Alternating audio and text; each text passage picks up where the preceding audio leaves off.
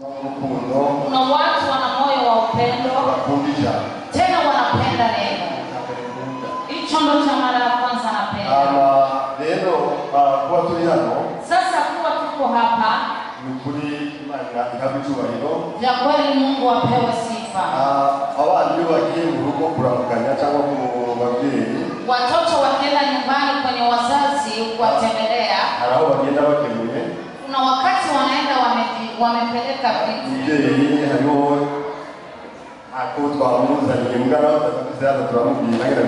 Na sisi mzazi kuna chenye tumemletea tutamwambia kisitendeka. Tena Kristo amtendee mema. Na mama pia. Mungu awabariki. Na kanisa pia Mungu awabariki.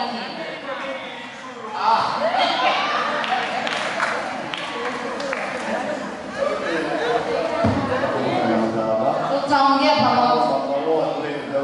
Wote wanataka kupatia kama ni baba au mama. Hata tupatie mmoja ndani kati yenu.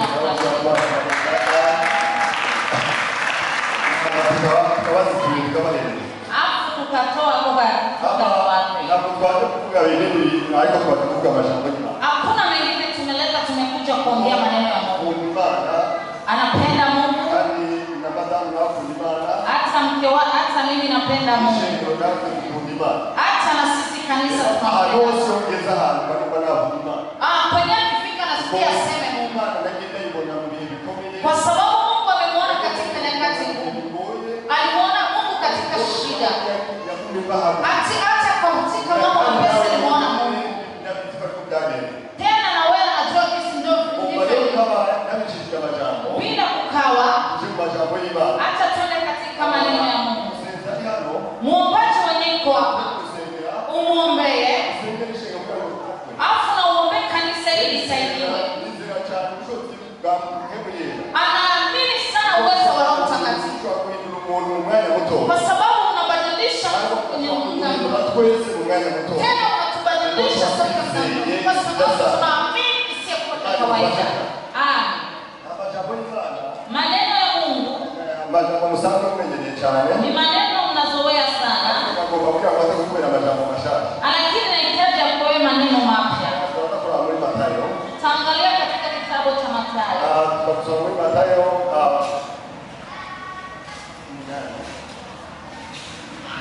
Mathayo sura ya 8. Mathayo sura ya 8 mstari wa 5. Na tutaongelea katika sura ya 23. Acha tuombe kwanza. Ndakushima Mana kuimana nzima. Hakuchura yo kuimana y'urukundo kandi kuimana birane. Reka ahantu habarije bigaragara ariko hagaragara wowe hagaragara ubuzima bwawe n'urukundo rwawe. Kore kandi ko ntabwo turakoze mu izina rya Yesu Kristo. Amen. Amen. Ngome kwenye mlimpa iongee vizuri.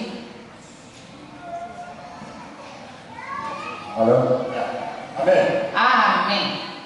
Amajambo y'Imana. Haya maneno ya Mungu. Kwa majambo hayo ni agaciro. Agaciro. Teme ya hili neno inasema samani. Ufise. Samani ya chenye unacho. Na chenye wewe ni na chenye uko. Na chenye uko nacho. Nisome ahadi kwenye Mathayo 8:5. Tunataka tusome Mathayo sura 8 mstari wa 5. Tunasoma umizi na ga Yesu Mathayo anakuja kwake ili mtoto wake apone. Walikuwa wanamletea.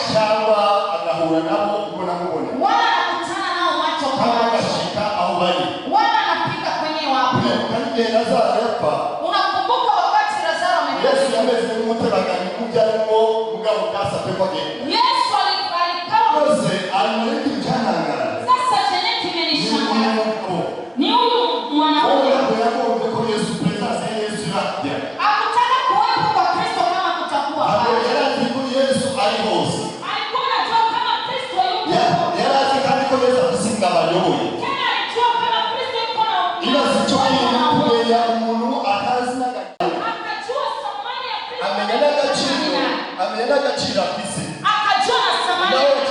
rero umwami Ndokasema mfalme baba. ntibikenewe kuza Alistahili kufika. vuga ijambo rimwe gusa Kusema neno moja. aba umwana wanje arakira. Hapo mtoto wangu. Yesu wiwe yabaye yaratangaye cyangwa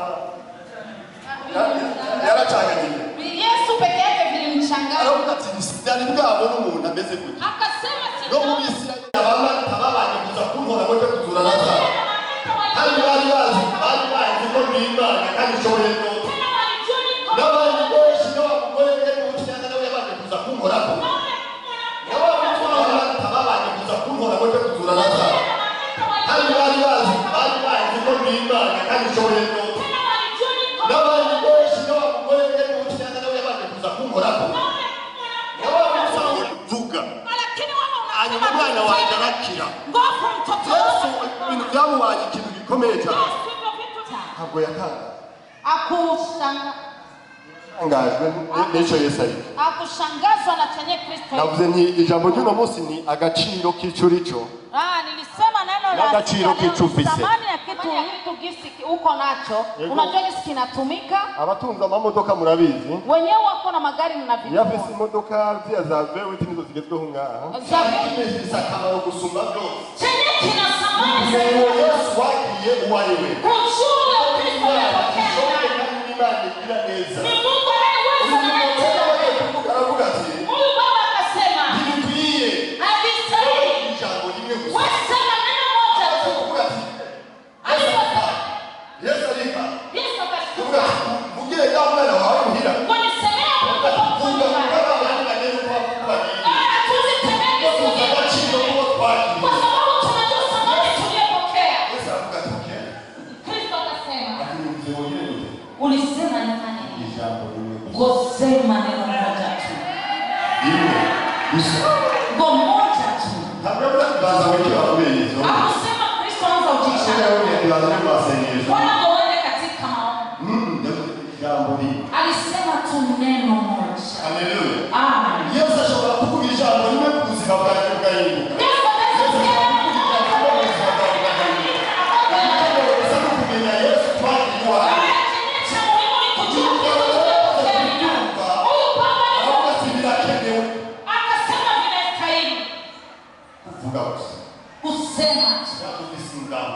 Tuko na majeshi. Majeshi ya mbingu yako pamoja nasi. Wewe tuma tu. Tuma Musa. Wewe watume tu. Kristo akasema Yesu unavyosema atanifanya. Amen. Kwizera kwawe kukijunga. Kwa imani yako inakuponea mtoto. Haleluya. Kwizera kwawe kukijunga. Kwa imani yako inakuponyea mtoto. Yesu atufashe cyane. Ikibazo rero si uko twaze gukira. Sio tatizo sio kama Ikibazo si uko ingorane zacu tuvaho. Ikibazo ni ukumenya Yesu kwakira iyo yashoboye. tatizo ni Iyo utamenya Yesu watoye uwariwe. kama unajua Kristo aliyechagua ni nani. Ibibazo bizokwama bikurikira hali kushaka. Shida itakubeba huku kurudisha huku. Kuko ntabuzi Yesu wafashwa. Kwa sababu Kristo aliyechagua. Yesu wamenye Yesu wafashwa. Lakini ukijua Kristo Ni Imana itegeka. ni Mungu anaye. Imana ihindura ubuzima bwe. Imana ihindura imibereho y'umuntu. Atarizo twaje kugira ngo imideri. Kama wakapiga kelele. Iyo mu izina ry'umuntu turiho. Wangesema katika jina la Wamuhagarara kandi urahagarara. ni wewe kama utasimama wewe. Ariko ntibazi. Ibibazo bije mu bantu wakibiso. Wakati shida Kuyibagira iyo twise cyangwa turi kumwe nawe. Haleluya. Iyo umuntu akubiswe n'umutekano n'intambara n'amageragezwa. Usanga ariko ari umukanga w'agahanga y'umukanga. unakuta nakimbia huko naenda huko. Kubera ntaramenya Yesu yakiriye iwawe. Ariko iyo umaze kumenya Yesu wakiriye. Ukijua Uzamenya neza Yesu munyarwe. utajua vya kweli. Ntabwo yitwa yiruka. Akimbia Niberaga angana nafika huko. nasanze ari ibintu byafasha abantu banjye basize ko mwakirimo. Sana hewa Ariko zimekuwa. kandi narazimba. Hapa nawaza na Umwana kumwe wumvise mu bwishwa hayo. kwenye hivyo. Yaba batugurira. Yaba ukundi ubuzima bwiza. Ariko mu nyuma yabihe. Amen. Na nyuma yabikuye munamugeni. Na nyuma nimeyatoka ashoboye byose igikuru gusa tubanza tumenye uwo Yesu turiho nibigera tukabakwisha muri ko batubeshya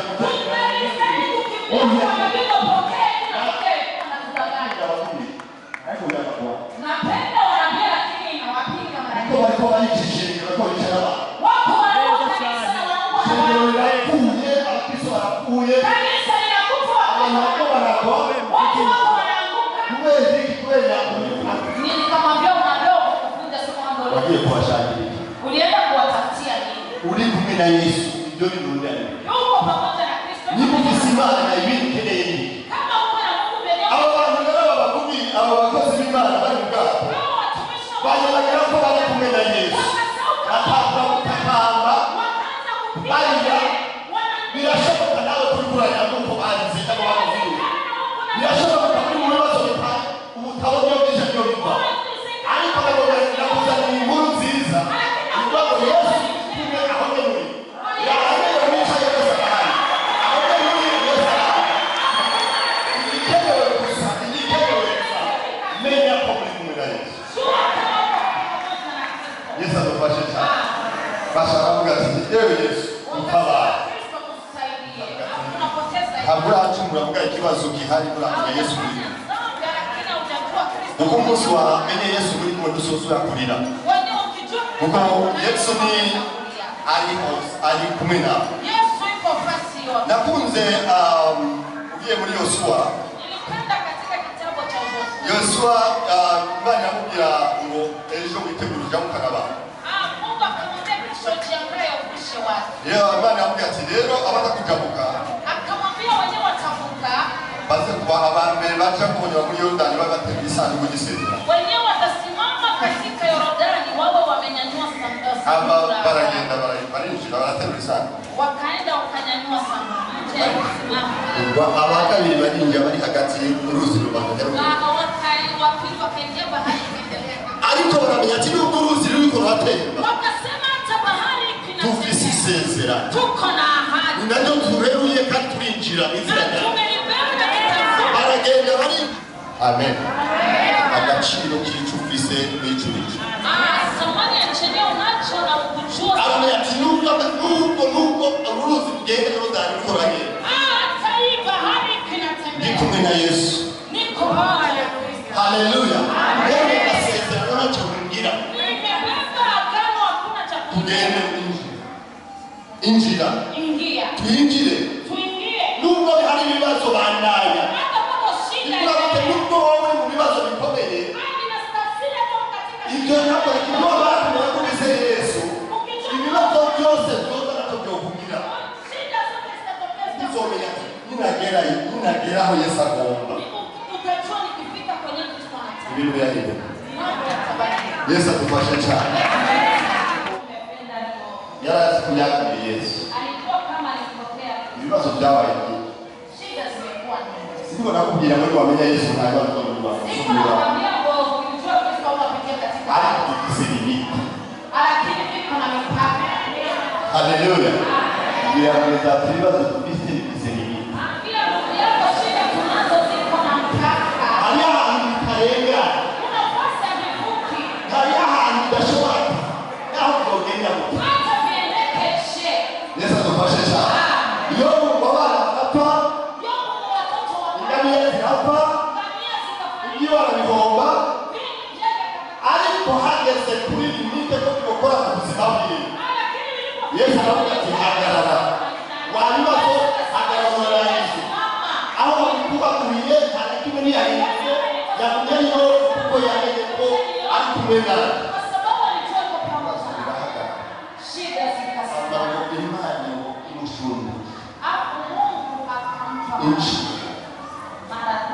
Amen. Haleluya. Mara ndugu yangu, hariho abantu bazamo ibintu byose byarakorotse tubatikiriye ari byo. Kuna vitu kuoni wanasema vimejitengeneza. Ndio tu mu bibazo hari abantu batuta. Wakati tukiwa katika shida kuna watu. Kuna wengine wanatuacha. Kuna wengine wanatuacha. Mkirudio hapo bado umukene ndo nani baraka. Katika lugha yetu ya Kirundi mama Masia anasema maana anakataa. Lakini kuna wenye waweza kabisa ni Kristo. Hata zipatu. Ni vingine ndio.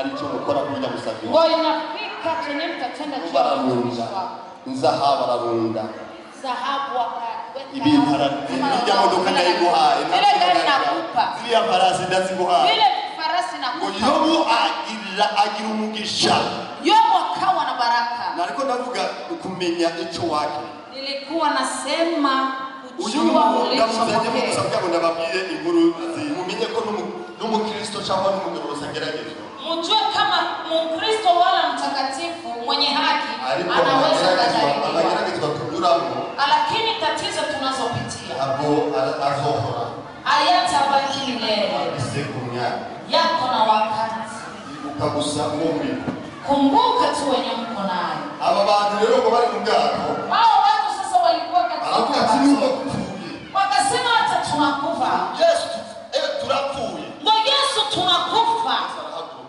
Yesu akasimama akasimamisha upepo ukasimama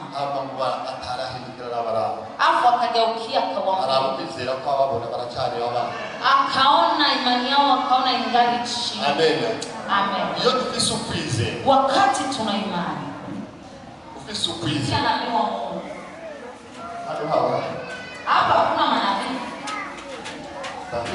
wapo nabii wa kwanza anayekubali ni hili neno la Mungu mkijua Kristo mliyepokea mtasonga mbele mtasimama kama mashujaa hapo mkiwa washujaa Yesu naye atatembea katika mambo yenu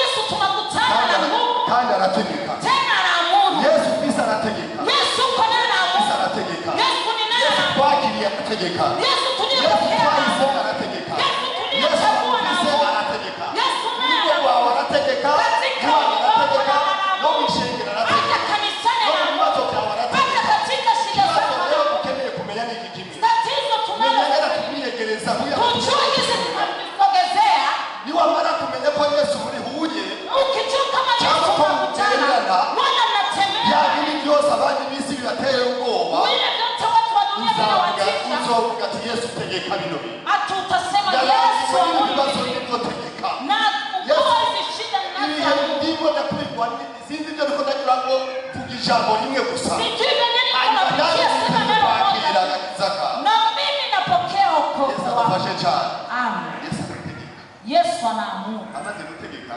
anaamuru wa mwana warakira ule mtoto akapona ico nico kintu cyane nakunze hicho sasa ndio kitu cha kwanza Yesu ntabwo ategeka mu bintu bigende kubipfupa haleluya Yesu aamuru mambo yawe tu rejareja urabona abantu badawasengera abantu bavuga ngo ngenda kuzokira ukewe naonaga watu wanaombea watu nenda utapona kutaratibu oye hapana uhuye na Yesu irahinda ukikutana na Kristo inabadilika iyo umaze kumenya Yesu uhuye nawe ukijua Kristo amategeko mu buzima bwawe umaze kumenya Yesu uhuye nawe uri mu bibazo ukikutana na Kristo kuna shida uyu mugarisha aravuga ati rero numva bigenze uku rero Yesu ntibikenewe ko bikuza vuga gusa ndi mu bibazo mu rugo ndi mu ngorane muhira ariko ndagusa bivuga ijambo rimwe hama hagire ibihindutse mu buzima bwawe Yesu arakora amen Yesu tumuhamagara nababwiye nti bari barora ibisanduku by'isezerano bagezemo indani bose uruzi ntirwakamye bukeye rwarakamye andukana ikintu rero kinakunze kimwe amazi ayo hepfo ntiyabandanije ateye aya ruguru ntiyabandanije ateye ariko habonetse inzira hagati gusa Imana idufashe cyane kugira ngo Yesu yiheshe icyubahiro hariho abagabo babiri nabo bahuye na Yesu Nagomba kuvuga ku muntu yitwa Mose. Nilitasema kwa mtu anaitwa Musa. Mose ntabwo gusoma kuko n'amajambo menshi. Siwezi nikasoma ili maneno mengi. Mose yabwiwe n'Imana. Tukutana na Mungu. Rero uyo Mose amaze kugenda. Musa alipokwenda. Yagiye wenyine. Akwenda peke yake. Yatwaye amasezerano y'Imana. Alienda na ahadi za Mungu. Atwara akantu gasanzwe cyane. Akabeba kitu tu cha kawaida sana. Ngo yari timboni. Walikuwa na fimbo. Ama Imana imujyanye. Mungu akamwambia nini? Ngo ni nini nilizotuma muva mahali. Kwa hiyo fimbo itasababisha mtoke jangwani. Fimbo. Amen. Inkoni. Fimbo. Amaze gushikayo. Alipofika. Ibintu byose. Mambo hayakuwa marahisi. Nababwiye kumenya Imana sukuvuga kuri ubuzima bwawe bwoca bwaba muri unyerera oya. Niliwaambia kumjua kandi kumenya Imana suku ubuzima bwawe bwoca bugenda neza oya. Wala kumjua Mungu maisha yako ariko ufise limite, hariho limite. Lakini viko na mipaka. Viko na mipaka Joyce. Amaze kuvayo rero amaze kuzana Abisirayeli. Alipotoa wana wa Israeli. Ngo agera ku kiyaga gitukura. Wakafika katika bahari ya Shamu. Abagani nyuma yiwe hari ingabo za Farao. Nyuma yake palikuwa wajeshi wa Farao. Atanga kwibagira uwamutumye. Akasahau aliyemtuma. Asema sitakwenda kwa Imana tubega bana. Bega bana. Asitauliza Mungu sasa Mungu. Wamamagaye kugira ngo bane n'abantu bawe hano hano Niita nifie na watu wako hapa. Imana yatoya Mose. Mungu akamwambia hapana Mose. Menya Agaciro kitu Ufise. Jua samani yenyewe unachoicho nacho. Wako na nini ndani ya mikono? Akasema hapo ni wabwiye mwana. Niko na ile fimbo linambiaga ni bele. Niyo nyene kuniye kukorera. Ngoja leo ndo nataka utumikishe. Imana yagusi nu. Mungu hakuna hata siku. Azokuhamagara bakureke kuwenyene. Mungu atakuita kwa ikibazo no kumenya icyo yaguhaye ugenda. Tatizo ni kujua. Ayabahawe kuririmba ibintu bigahinduka. Kuna watu ayabahawe gusenga ibintu bigahinduka. Ayabahawe gusoma n'Imana ibintu bigahinduka. Ariko ikibazo abantu tuyagisha kubisi. Lakini shida tunasahau tulicho nacho. Lero nishikiye ibibazo bikubita bikatu. Hariya bikatuka. Zinakupiganisha zinakupiganisha. Wose amaze kumenya ko isi nkoni Imana ibintu bigatubisa inkoni. Musa alipotoka Abuya tikubita hejuru awe duriki yalema. Ngopiga juu ya yalema. Aburabe na ibitangaza bikore. Afu uone muujiza Yesu. Mungu wiba. Mtu wa Mungu. Alitufise. Kuna chenye unacho. Hayona Agaciro kitu wake. Tena kuna samani ya kitu. Ariko nagomba kubazo chini cyane. Lakini nilitaka ukikumbuke. Niyo mara kuchibuka. Ukikumbuka. Ibintu birahi. Mambo yatabadilika. Amen. Amen. Hallelujah. Amen. Wasinzi. Nimesinzia. Wewe naona mkujira bima. Naona mnapenda neno la Mungu. Alio Mose anakugira kukiyaga. Musa alikuwa alifika kwenye bahari. Farao zilima. Ngoja Yesu wa Farao. Bisobanura yaboni yaje yaboni yasubira ya bana. Ariko kuko yaravuze Yesu muri we. Kwa sababu alikuwa na kandi hari icyo Yesu yamura yagendana naco. Aramubwira ati aho tero hanzira. Akamwambia nuko beba hanzira hari inzira. Yesu twahisemo. Kristo tuliyachagua. Tukamwona hanzira tubone aho turenga. Hata tunafika kwenye hakuna njia. Njia ipo. Baba inzira hapa. Mama njia ipo. Inzira hapa. Binti njia ipo. Kibazo no kumenya gusa icyo dufise. Tatizo ni kujua abakobwa bose usanga bakura turasenga. Wapinzi wanakwambia tunaomba. Yawabona ku isaka 30 akipiga miaka 35 akaona kuzia hiyo 10 murano. Anaona kama njia ya ubinti na mwisho. Atakwenda kwa barabara ngaha. Anaanza kukimbia barabarani. Habari kitwanga. Sio hivyo tulivyoita. Guma honye nizira hapa. Baki hapo hapo kwende Mungu. Bila kunda. Kwa sababu vinawezekana. Yeye Musa baba kumenya hiyo ngoni. Musa alipata kwa basa kikaura. Akapiga kwa Mose akanira abantu biwe.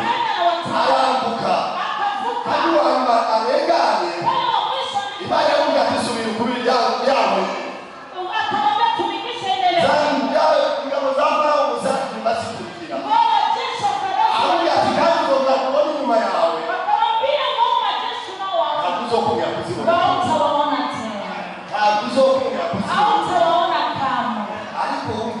ikibazo. Sikiliza tatizo. Ibibazo bikora yabikora yakukubita. Shida ziko zinakutesa. Kuna vibaki leo. Kwa sababu tunajua wenyewe tuko na. Hapo wakati mwingine tuzakulitako yako nikana. Hapo anaongea kapiga ndio kisha. Alinidishi kiuka. Tenyewe uko kuna mambo mengi yanabadilika. Sio kama kuna na watu.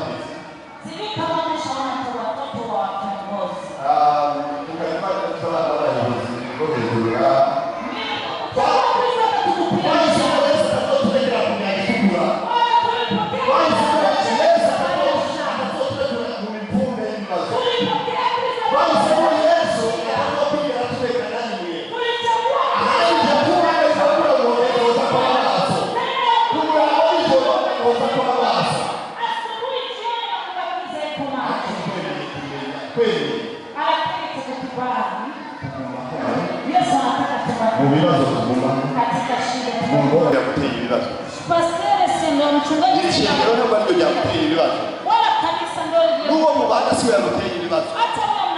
Kibazo wagitewe no kutamenya uwo muri kumwe ibibazo. Pastor sendo mchungaji Ishingiro no bari kujya mutera ibibazo. Wala kanisa ndio lile. Uwo mubana siwe yamuteye ibibazo. Hata wewe mnaketi naye. Kibazo wagitewe no kutamenya uwo muri kumwe. Ibibazo zavuga ati naho biza. Utasema hata matatizo. Bise Yesu muri. Niko na Kristo ndani. Kandi Yesu nashobora kuntumira mu buzima. Huyu Kristo wezi niachia. Au Yesu nahisemo.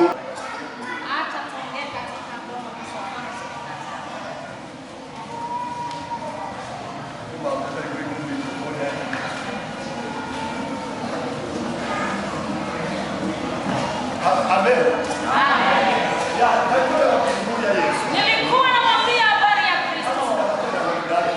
Nataka nimalize katika Yesu wahisemo. Nilitaka kumwambia Yesu. Ni Yesu mwema. Yesu mwenye amani. Yesu anayetenda mema. Ni Yesu anayeweza. Ni Yesu anayeweza. Ni Yesu anayetumika.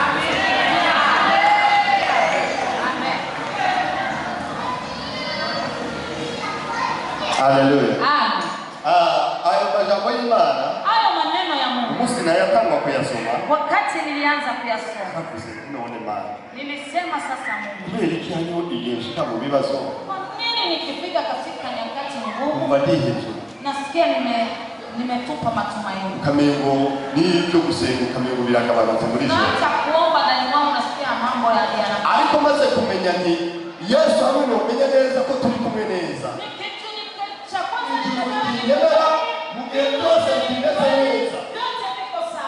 Yes, anakora. Yes, anahari. Amen. Hallelujah. Amen. Yes, anakora. Yes, anakora. Yes, anakora. Amen. Amajambo y'Imana.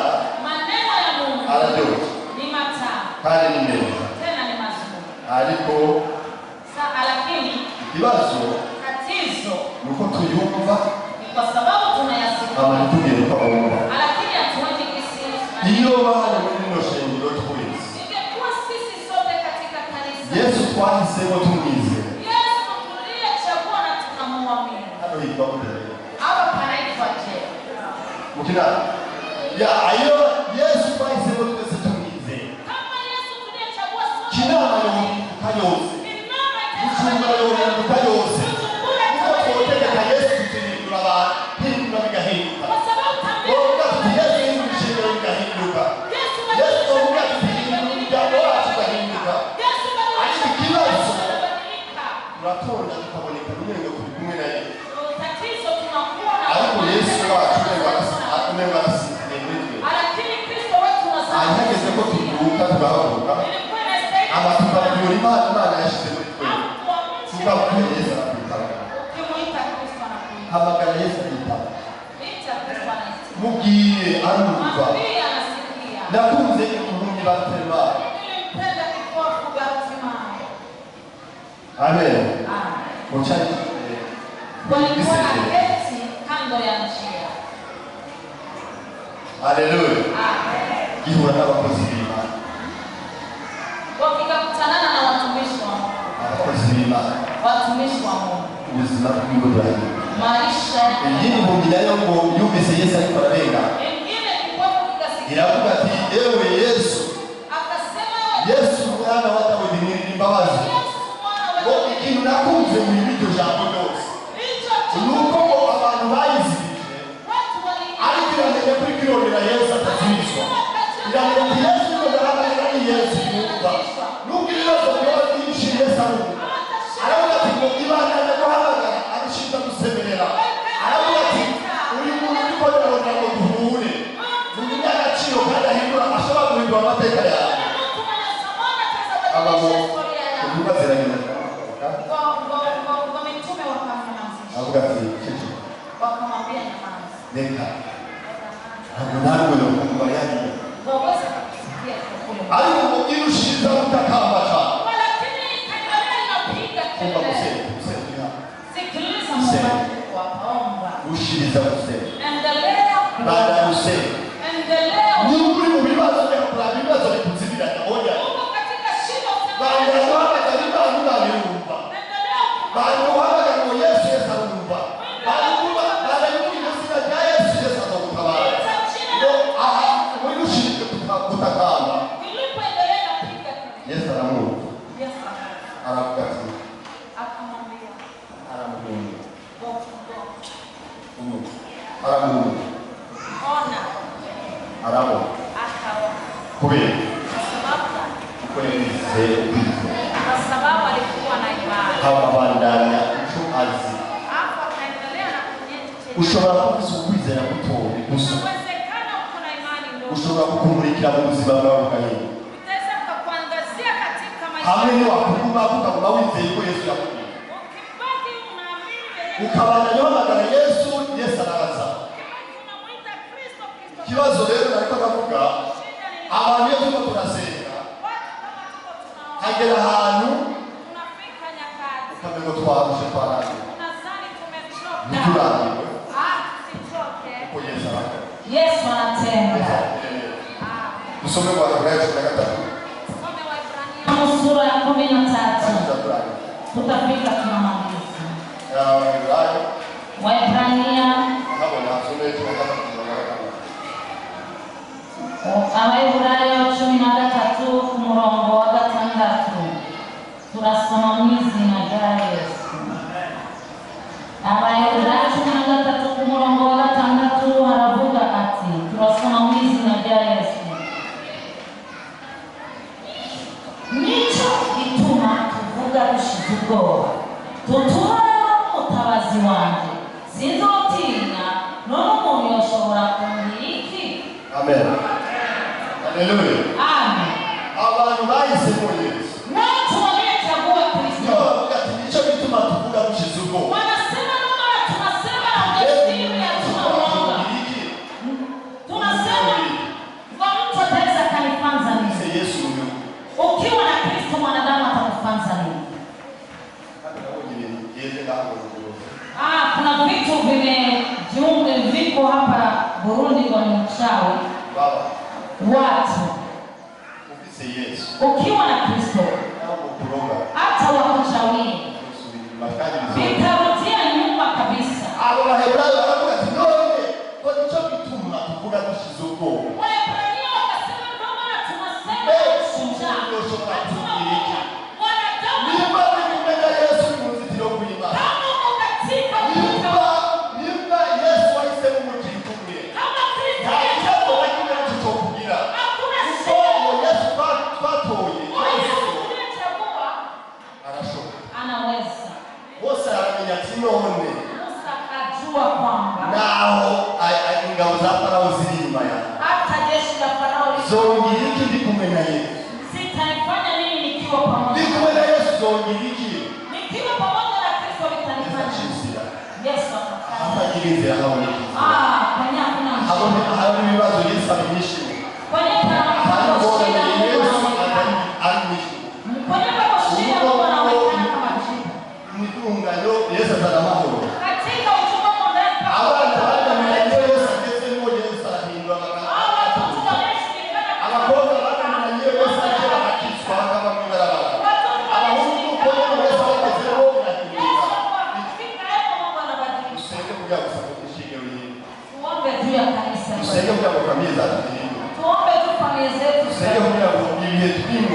Tuombe juu ya familia nyakati Nidukure kumba.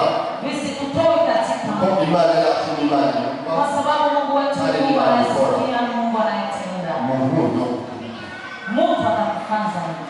Mungu shetani utubiriki. Wewe mtu mwanadamu, shetani atakufanza. Nimba uhora ari kuhande kwawe. Kama Mungu yuko upande wako, uyo kugwanya yako ni huyo atakaye kupiganisha atakufanza nini? Amen. Unasikia hicho? Yuga imana cha. Mpende Mungu sana. Kundima. Mpende Mungu. Hadi imani hivi kwa na nikende kubibona. Bene Mungu yuko natenda visaibu vyote. Usajili utukufu. Lakini kuwa na imani. Abo barabageni wamaze kubira abisirayeli wa kanisa huko. Joshua alipoambia wana wa Israeli wavushe safari. Yagira kama ukimu. Alitoka hapo pole pole. Hadize kwamba alikuwa mazira. Lakini wakati Mungu alifika atunike maji. Abisirayeli bageze mu gihugu cy'Ikana. Wana wa Israeli walipofika katika imani yarabwiye ngo bari barubatse inkuta zikomeye cyane. Walikuwa walijenga ukuta mkubwa sana. Ariko imani yarabwiye ati muwandanye gusa muzungu. Kwa Mungu akamwambia waendelee mnazunguka. Muri kumarakomeye. Wenyewe mko naye kuna nguvu. Yaani nimukindage muhabamubeza muri zizanye ziko zirapoma.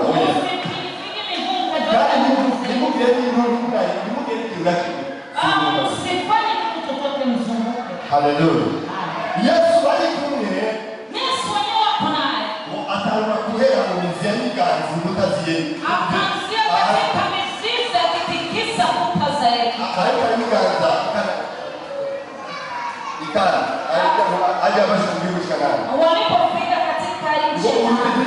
Ngo Yesu akabazunguka. Ngo Yesu alikuwa anazunguka. Sisi kama malaika wake na mapangura ayuye biri mu nzira biri. Sijui kama malaika. Kama simaya wake na baya ariko bamaze gukuriza icumi Imana yabwiye. Walipofikisha kwa induru gusa. Intsinzi y'Imana iraje, Imana iyerekane. Ngo ushindi wa Kristo unakuja, Mungu atuone. Ibikuta birasenya. Ngo ukuta Agaciro unakuja. k'icyo muri bo. Samani ya Kristo. Agaciro ka Yesu wahisemo. Samani ya Kristo. Bariko barazunguka tena yibajije. Walipokuwa wanazunguka. Nure kwazunguka kijya mbere. Mbona wamezunguka hapa? Bakabona igikuta kiracahagaze. Wakaona ukuta unasimama. Kiracahagaze kwako. Mara pili vile vile. Kiracahagaze Mara kwako. tatu vile vile. Mpaka katika ile Mungu aliwaambia. Ngo ukuta ukabomoka. Bandanya. Endelea. Ibyo Yesu yakubwiye komeza. Venye Kristo alikwambia. Aho Yesu yakubwiye muburira bandanya hone. Kwenye Kristo alikwambia kutania. Umusubire kuzabwira hirya no hino. Msikimbii kuna. Yesu wa ofisi anakomeye gusukurira aho bija kurondera hano. Yesu wako ni mzigo. Uko turi kumwe kibaraga abo bisi bakize. Wenye tuko na shida nguvu wenyewe wa dunia wa kama. Tumenye ko Yesu kumwe nawe. Tatizo wote tujue chenye Yesu tuko naye. Naye atakulinda. Au na maneno ya Mungu.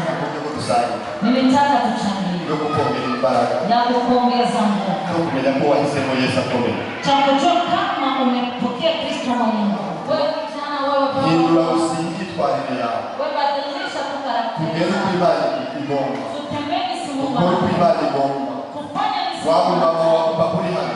wewe baba, wewe mama. Hindura imyitwarire yawe. Wewe badilisha Imana igomba. wewe si Habura hamwe n'Imana izohindura ibibazo byawe. wewe si Mungu atabadilisha. Uko byo hameze kose usijali. Uko jinsi vilivyo usijali nyenye. Ya Imana yacu nakora. Mungu wetu anatenda. Yesu arakora. Kristo anatenda. Yesu arakora. Yesu wako Na anatenda. ijambo ndabaza ni kumenya ko Yesu akora kandi atumubizi. Neno niliwaletea. Ariko nagomba kugira ngo mwongere mutire imbaraga y'iryo jambo. Nilitaka Kugira ngo mtuongeze. tumenye Yesu twakiriye ko ari Yesu. Jua Yesu tuliyopokea kama ni. Ama rero ikintu nagomba kugira ngo ababwire. Zenye nilitaka kuambia. Si ukuvuga ngo naje kuvuga gusa muri ari. Sikuja Ariko kusema. naje kubwira abantu baba baramaze kwibagira Yesu bari kumwe. Nilikuja kuambia watu Yesu Kristo wenyewe wako naye. Bagatangura kongera kwirwanirira. Wanataka Bagatangura kongera izindi zitaboneka kandi wanataka zitahereza. njia zinazoonekana. Abo bantu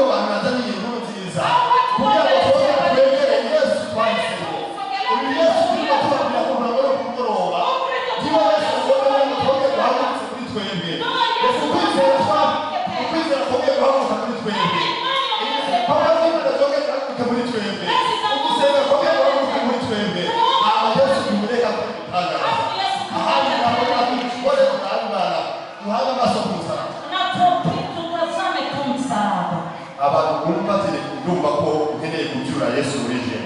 Watu wanasikia nataka kumwamsha tena. Sisi kwa bikora kama mdogo wewe. Sijui kama mnavifikiria naondoka tu.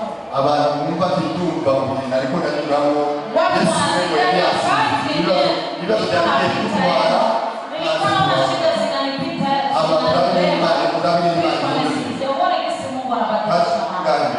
nje hapa mbele. Yesu awabariki. Watu hawa nao baraza kwisengera nao pia mjombee kuko kwayoba aryambere agoje kwakira Yesu umwami mukiza kama kuna wanyenjo mara yake ya kwanza nataka kupokea Kristo uba tijeni kugira ngo yinje muri no rugamba rwa muri no shira hamwe y'abantu bamenye Yesu ili kamwache watu walefa wanaza kuduza ukuboko wanaza kuduza huyo atapandisha mkono abantu nabo bari bakubiswe n'ibibazo baguma biruka watu waliyepigwa na mashida yasogeleni watu barahari kugira ngo badufashe wako kwa sababu kugira ngo ibibazo byacu birangire kwa sababu shida imbere yuko basenga abakozi bana babasengera duhamagara Imana tubwire Imana ibibazo turimo cyangwa na twarimo tuambie Yesu mbega kumbe kwa Mungu wari wandebye cyangwa nije nakuye cyangwa nije nakuye aho uri Yesu subiza garuka muri jewe subiza imbere yawe reka tugendane reka kumana kandi hari n'ibyo kubuzima bwawe